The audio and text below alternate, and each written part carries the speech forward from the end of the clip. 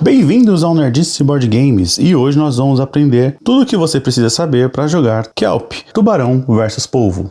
Lembrando que Kelp foi lançado aqui no Brasil pela editora Galápagos e era um jogo exclusivo para 2 jogadores com modo de jogar assimétrico, ou seja, cada jogador joga de um jeito. Na caixa ele tem um tempo médio de 40 a 60 minutos por partida e é indicado para mais de 14 anos. De primeiro momento a gente já tem aqui o nosso tabuleiro e o tabuleiro do jogo ele tem 2 faces. A primeira face é essa face padrão verde.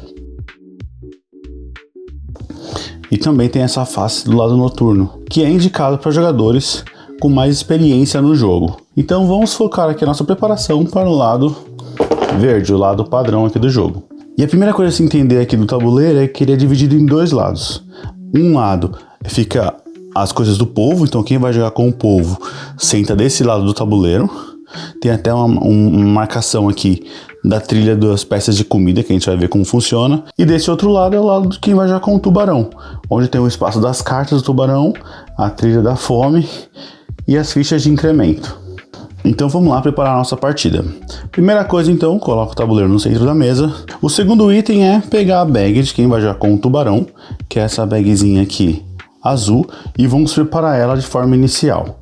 Então vamos pegar todos os dados que veio no jogo e vamos separar 7 dados de correnteza, 3 dados de pesquisa e apenas um dado de caça. Pronto, a bag do tubarão inicial está pronta. O restante dos dados é separado para ficar disponível futuramente na partida. Pega o baralho menor com a ilustração do tubarão, que são as cartas de quem vai jogar com os tubarão. Precisa dessas cartas aqui, você vai embaralhar. E aqui embaixo nessa trilha vai disponibilizar 4 cartas abertas.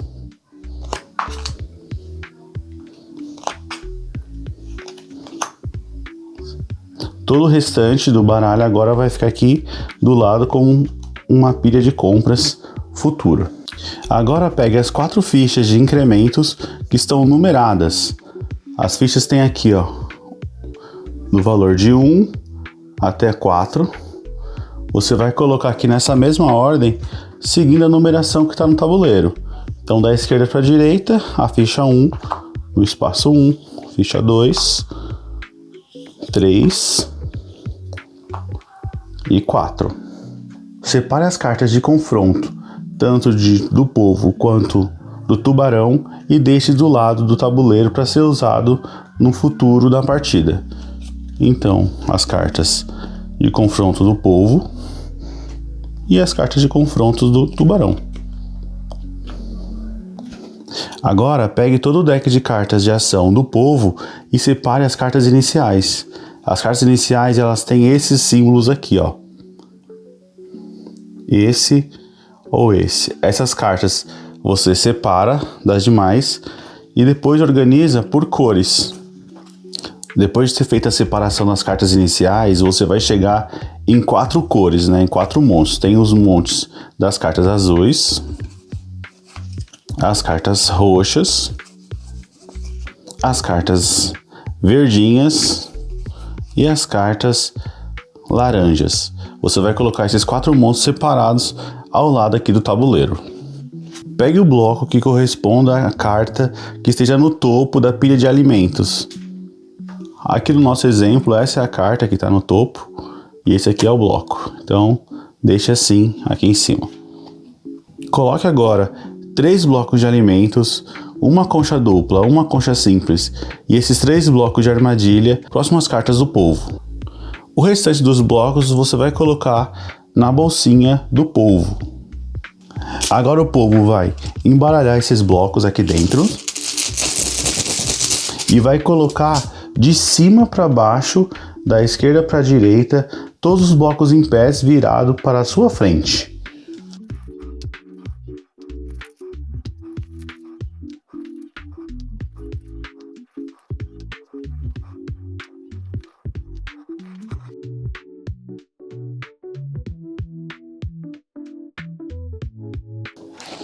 Dentre as cartas do polvo, separe a carta Aprendizado Rápido.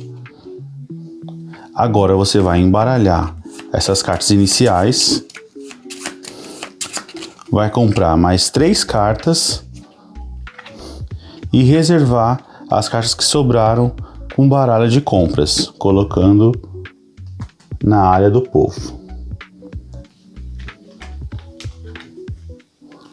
Essa aqui é a mão inicial do povo. Coloque o marcador de limite de mão no valor 4 em cima da pilha de compras das cartas do povo. Deixando aqui do lado. E agora o jogador que vai jogar com o polvo, ele pega a miniatura do tubarão e escolhe aonde dos 4 esconderijos o tubarão vai começar a partida. E é sempre no espaço de corrente. Ou seja, ele pode começar a partir daqui, aqui, aqui ou aqui. No tabuleiro tem um desenho do tubarão para lembrar dessa regra. Pronto, agora estamos prontos para começar uma partida de Kelp. Bom, agora vamos aprender como jogar de polvo aqui no jogo. Na sua vez você vai poder fazer 2 ações de 3 possíveis, mas você pode repetir a ação sem problema algum. E a primeira ação, que é a mais comum, é jogar uma carta. Para jogar uma carta, o importante é conhecer a anatomia das cartas e saber as possibilidades de poderes que elas possuem. Bom, então a primeira coisa a entender aqui é que as cartas sempre têm uma ilustração. Aqui é o custo que é preciso pagar para fazer o efeito dela. Aqui é o título e esse aqui é o efeito. Então, para baixar essa carta, o custo é revelar um bloco que esteja oculto aqui no meu tabuleiro. Blocos ocultos são os blocos que estão em pé, blocos revelados são os blocos que vão sendo deitados. Então aqui, estrategicamente, você pode baixar qualquer um dos blocos, lógico, tentando evitar mostrar qual é a localização do polvo, né, o meu personagem aqui no oceano. Então eu vou escolher qualquer um desses blocos e vou baixar. A partir desse momento a gente está pagando aqui com uma concha. Tem bloco no futuro que tem 2 conchas e ele vale como 2 reveladas, digamos assim, né? Então nesse caso eu revelei um bloco, agora eu posso fazer o efeito dessa carta. Então jogar a carta é isso. Eu revelo a carta, se ela tiver um custo, eu pago baixando blocos aqui e faço o efeito da carta. E para demonstrar que eu usei, né, eu baixei uma carta em uma das minhas 2 ações possíveis, eu coloco a carta utilizada aqui desse lado, para me lembrar que eu tenho mais uma ação aqui. A segunda ação possível é comprar cartas. Nesse jogo a gente começa com um limite de 4 cartas na mão. Porém, quando eu faço a ação de comprar cartas, eu sempre completo o meu limite máximo. Então, se agora eu acabei de jogar uma carta, eu tenho 3 na mão, ao fazer a ação de comprar cartas, eu vou só comprar mais uma. Caso eu tivesse com apenas uma carta, eu compraria 3, para ficar com um máximo de 4 cartas. E se eu não tivesse nenhuma carta na mão, eu seria obrigado a comprar cartas e repor, né, para o máximo de 4 cartas. Ao longo do jogo é possível você aumentar esse limite, e esse marcadorzinho aqui, ele é virado, né, para o lado 5, mostrando que agora você tem um novo limite de mãos. E a terceira ação possível é você descartar uma carta da sua mão para você ocultar qualquer bloco aqui no tabuleiro. Então digamos que você esteja querendo ocultar alguma coisa muito importante aqui, você pode descartar, simplesmente descartar uma carta e levantar um bloco para dificultar, né, a vida do tubarão para achar aqui o polvo no mar. Então o seu turno se encerra quando você fizer 2 ações. Aqui no exemplo a gente fez uma ação, jogou uma carta. Se eu tivesse jogado uma segunda carta, eu teria colocado aqui e aí marcaria 2 espaços aqui, fiz 2 ações. Caso, ao invés de ter jogado uma carta, eu tivesse comprado cartas, né, ter reposto minha mão, a gente usaria esse marcador aqui só para mostrar que a gente já fez a primeira e a segunda ação. E todas as cartas que a gente for utilizando, né, no final da rodada, a gente vai retirar daqui e vai para uma pilha de descarte aqui do lado. E o marcadorzinho volta para cá. Lembrando que o polvo não repõe mão no final do turno dele. Comprar cartas é uma ação. E agora nós vamos conhecer os efeitos que podem aparecer aqui no baralho das cartas do polvo. Essas cartas que tem um fundo amarelo, meio esverdeado aqui, são as cartas de movimento. Então essas cartas, elas vão auxiliar ao jogador que está jogando com o polvo ficar se locomovendo, né, movendo os seus blocos aqui pelo tabuleiro para tentar enganar e ludibriar o tubarão. Essa carta aqui, por exemplo, eu posso trocar 2 blocos adjacentes quaisquer, em seguida eu troco 2 blocos adjacentes quaisquer, ou seja, eu consigo rodar bastante aqui. E o que seria uma área adjacente? Nesse jogo, tudo que está ortogonalmente é um espaço adjacente, ou seja, esse está adjacente a esse, que está adjacente a esse, mas não existe adjacência no modo diagonal, ou seja, que é tudo ortogonal, ou seja, horizontal, ou seja, vertical, está tudo adjacente. E uma regra importante na hora de se movimentar, vou fazer aqui um cenário, né? É que blocos, eles mantêm o mesmo estado. Então, por exemplo, se eu trocasse um bloco oculto que está em pé com a posição de um bloco que já está revelado, eles mantêm o mesmo status. O que está revelado, ele passa para cá revelado, e o que está oculto passa para cá oculto. No baralho também vamos encontrar as cartas roxas. E as cartas roxas, elas são utilizadas para ocultar blocos, ou seja, elas fazem os blocos levantarem, né? Se você deita blocos para pagar cartas, você pode usar cartas roxas para levantar esses blocos e utilizar eles para pagar outras ações. Então, nesse caso aqui, ela custa 0 e eu posso ocultar 2 blocos. Então, eu poderia gastar essa carta para ocultar esse bloco aqui. Levanto ele. Também temos as cartas azuis. E as cartas azuis são as cartas de aprender. Essas cartas, elas vão possibilitar que o jogador do polvo ele possa comprar ou uma nova carta para o seu deck, ou ele compre blocos para adicionar aqui no tabuleiro.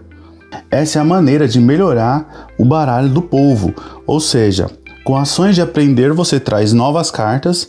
Essas cartas sempre vêm para pilha de descarte, elas não entram, né, na sua mão no momento, assim como todo deck building padrão, ela entra no seu descarte para futuramente ela ser embaralhada e depois aparecer na partida. Quando uma carta fala para você aprender 1 ou aprender 2, isso é o número de itens que você pode ganhar. Eu posso aprender 2 cartas, 2 blocos, ou eu posso misturar. Posso ganhar um bloco novo e ganhar uma carta nova para cá. Quando a gente aprende, né, traz um bloco novo para nossa partida, então, por exemplo, eu vou pegar esse bloco aqui, que é um bloco de armadilha. Eu pego esse bloco, os blocos sempre entram revelados, e aí eu tenho que substituir com qualquer outro aqui no nosso jogo, né? Então, eu vou pegar esse aqui, por exemplo. Esse ao novo entra revelado, e esse aqui fica do lado de fora aqui da partida, caso ele possa voltar futuramente. Mas normalmente nunca vale a pena, porque os blocos que a gente aprende são blocos mais poderosos, que ajudam o polvo a escapar do tubarão. E por último são as cartas laranjas, são as cartas de ingerir.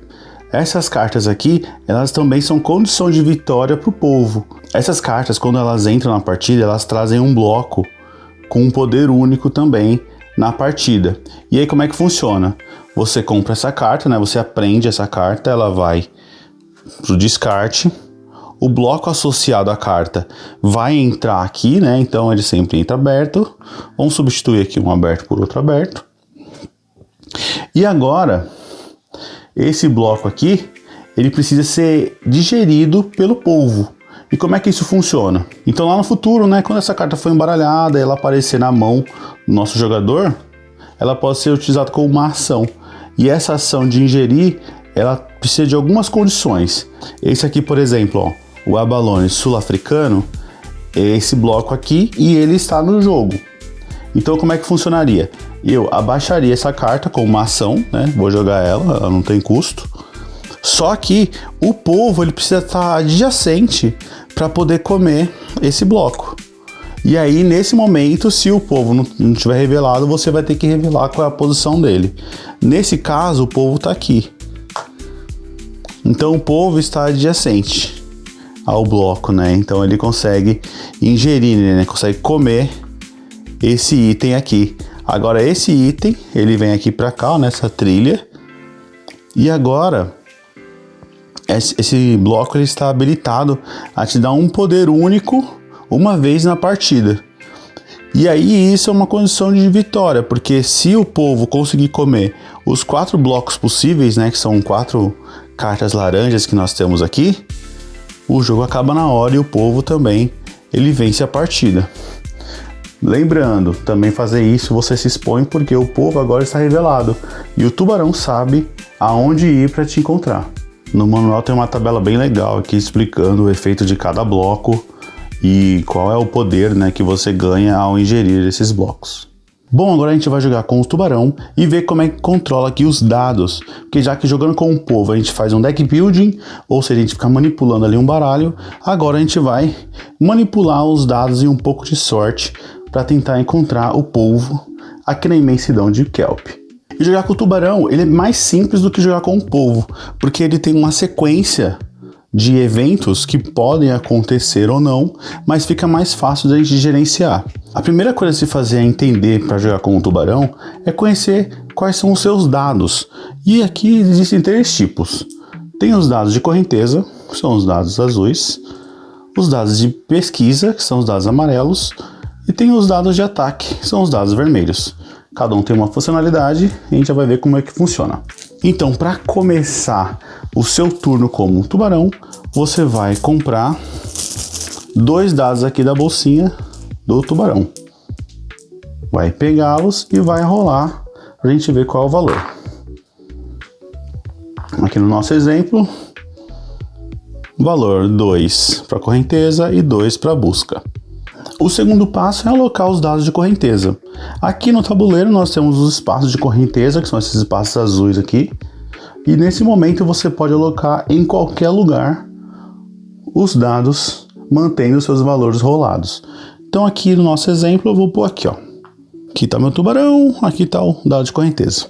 O terceiro passo é mover. O tubarão ele nunca pode ficar parado na sua rodada, então ele precisa ir para algum lugar. Normalmente ele vai mover um espaço, mas utilizando dados de correnteza ele vai poder nadar muito mais rápido e a lugares mais longe na mesma rodada. Então, para se mover, o tubarão ele sempre vai seguir a direção que está a sua cabeça aqui, né? Logo no início do jogo, ele está virado a 180 graus, tanto da esquerda quanto para a direita. Então, nesse momento, o jogador pode escolher mandar ele para cá, né, para o próximo espaço de correnteza, ou mandá-lo para cá. A partir desse momento, ele não pode fazer uma volta assim para continuar o próximo movimento. Isso não existe. Ele sempre vai para o sentido onde está a cabeça dele. Então, o próximo movimento dele poderia ser ou para cá, né, pegando o sentido, ou ele poderia vir para cá, mas nunca fazendo a volta, né, rotacionando o tubarão para começar a sua rodada. Isso não existe. Aqui também no jogo o que pode facilitar a movimentação dele, como eu falei, são os dados de correnteza. Nesse caso aqui, o tubarão ele poderia pegar uma correnteza para andar um espaço a mais. Então ele faria um avanço até essa correnteza, ele encontrou um dado, ele vai até o próximo local. 2 avanços. Claro que essa movimentação ela pode ser aprimorada ainda mais com o uso de mais dados de correnteza futuramente. Ó, por exemplo, aqui um cenário possível. O tubarão vai se movimentar em um espaço aqui de correnteza. Então ele vai vir para cá, um espaço, ele vai encontrar um outro dado, o terceiro dado e vai parar aqui. O tubarão andou tudo isso porque ele foi pegando essa correnteza. Porém, existe uma regra para que ele possa fazer esse movimento. É que os dados têm que estar em ordem decrescente. Não precisa estar em ordem sequencial, mas aqui os valores sempre tem que ir diminuindo. Então o nosso primeiro dado foi 6, 4, 1, 2. Aí ele parou no próximo espaço de correnteza vazio.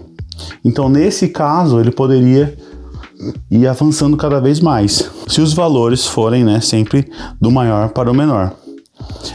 Independente do número de dados que ele passou na sua movimentação da linha de correnteza, o primeiro dado da trilha de correnteza, ele é removido do tabuleiro e vai ser adicionado aqui, ó, na nossa ficha de incremento. Lembrando, as fichas elas têm numeração, então tem 1, 2, 3, 4. Então ele sempre começa da esquerda para a direita. Então esse dado vem para cá, começando nossa trilha de incremento.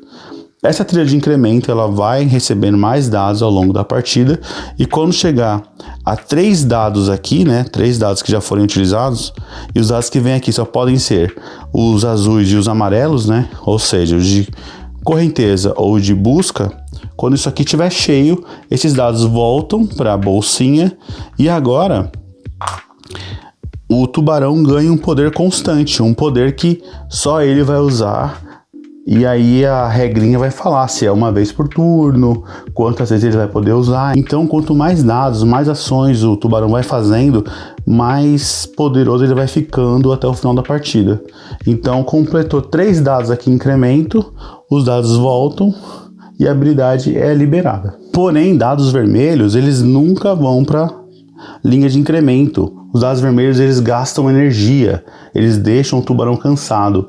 Então eles vão começar aqui, ó, nessa pilha de energia aqui. Isso aqui também é um gatilho de vitória do polvo, porque se o tubarão chegar até o 7º espaço aqui, colocando dados nessa trilha de energia, chegando aqui o tubarão vai estar exausto e ele também vai perder a partida. O próximo item que o tubarão pode executar na sua rodada é fazer uma busca ou ataque. Para fazer uma busca, ele precisa posicionar um dado amarelo a um local adjacente aonde ele está. E aqui também é aquela mesma regra da adjacência, é sempre ortogonal.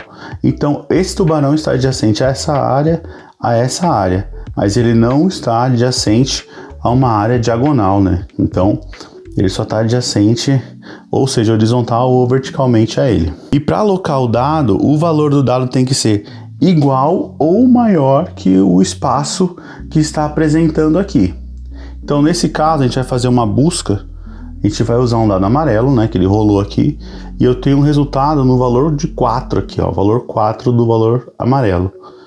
E aqui, ó, onde o tubarão está, desse lado é um valor 5 ou mais e aqui 4 ou mais. Então eu só posso usar esse valor desse lado aqui, ó. E aí nesse caso eu vou fazer uma busca. E fazer uma busca é revelar essa peça. Bom, no nosso caso aqui o tubarão deu azar e caiu numa armadilha. Então a gente vai lá consultar, né, no manual qual que é o efeito dessa armadilha e já aplica na hora no tubarão. E deixa revelado aí. Ou seja, a busca, né, deu ruim pro nosso tubarão aqui. Caso ele encontrasse uma concha, nada aconteceria. E se ele encontrasse o polvo, a partir desse momento, o polvo está exposto para futuramente, né, sofrer um ataque aí do próprio tubarão.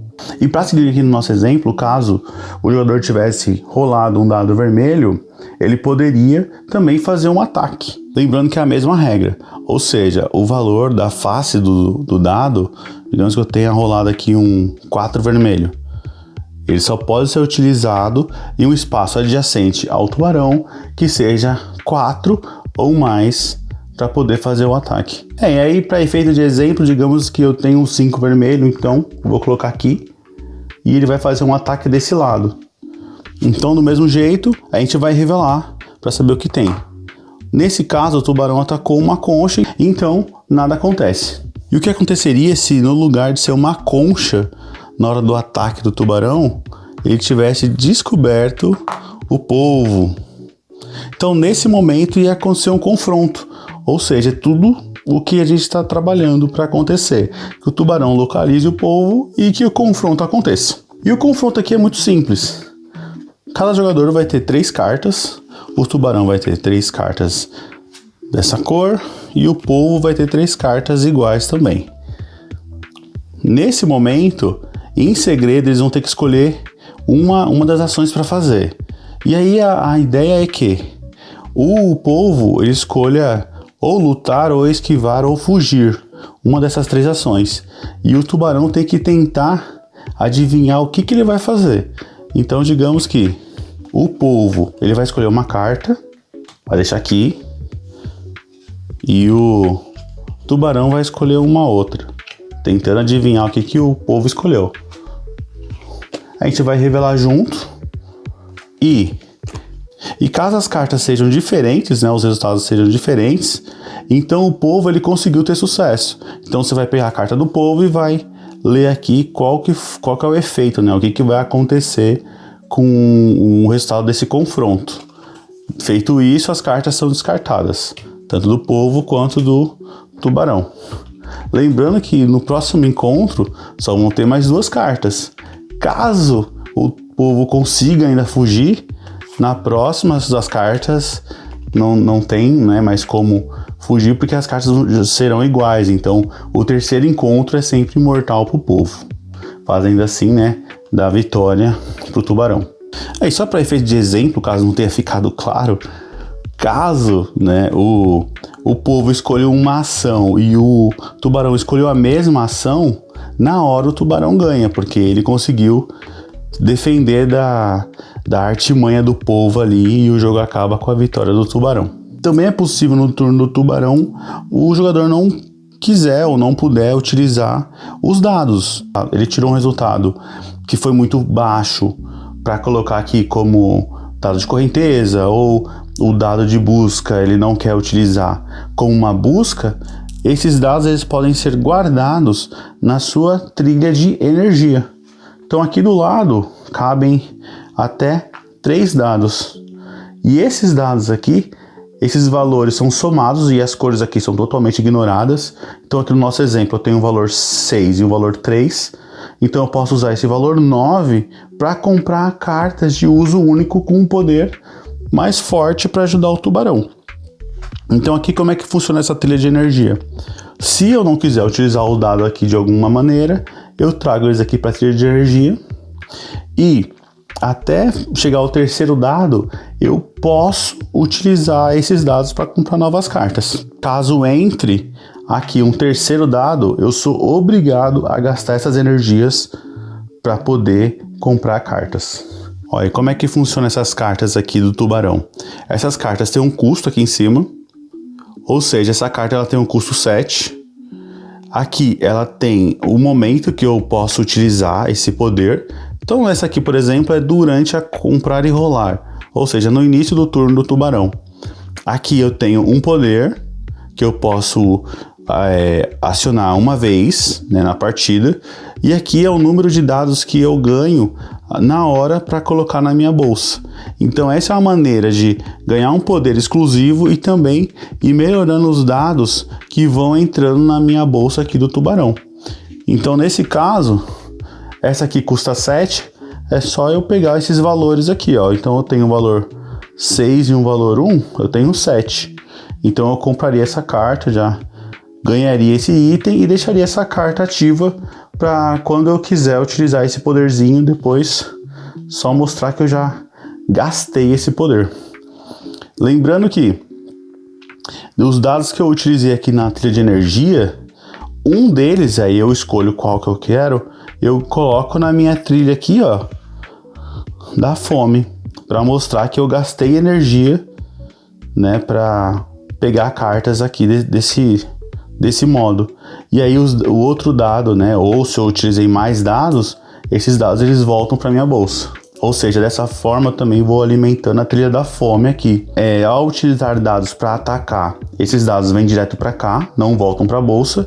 E ao utilizar dados de energia para comprar carta, um desses dados que eu utilizei, eles vêm direto para cá. Lembrando, chegou o 7º dado aqui, o tubarão não conseguiu pegar o polvo, o jogo acaba na hora e o polvo vence a partida. E ao comprar uma carta aqui, a gente repõe também na hora com uma nova carta. E aqui na energia também é possível, caso você não tenha um valor que consiga comprar alguma dessas cartas disponíveis, você pode escolher em reduzir um desses valores. Então vou reduzir esse 2 aqui para 1, para trocar qualquer uma dessas cartas, jogar essa aqui fora com uma outra aqui do topo. Agora no momento eu consegui o valor 4, tem uma carta 4, então eu posso comprar essa carta, né, gastando 4, e vou trazer mais um dado aqui para a trilha da fome. Esses daqui voltam para minha bolsa. E eu ganho uma carta. E essas foram as regras do Kelp. Qualquer dúvida, deixe nos comentários. Se já conhecia o jogo, conte pra gente como está sendo as suas jogatinas. E não deixe de nos acompanhar nas redes sociais. Estamos no Instagram, no TikTok, na @nerdice_boardgames. Nos vemos na próxima e valeu!